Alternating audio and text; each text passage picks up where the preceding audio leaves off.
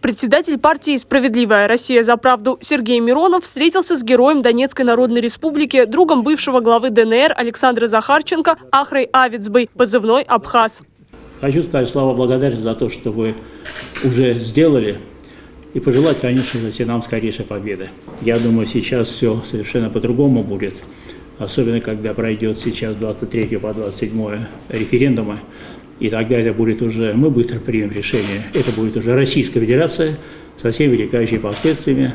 В 2014 году Ахра Авицба собрал отряд добровольцев, вступил в батальон «Оплот» и поехал сражаться за русский мир в Донбассе. Участвовал в боях за Саур-Могилу, Иловайск-Марьинку. Храбро воевал в районе Дебальцево и в Донецком аэропорту. Получил звание полковника, заслужил звезду Героя ДНР. Руководил отделом ракетно-артиллерийского вооружения Донецкой Народной Республики. Сегодня Абхаз командует интернациональной бригадой «Пятнашка», которую он собрал сам.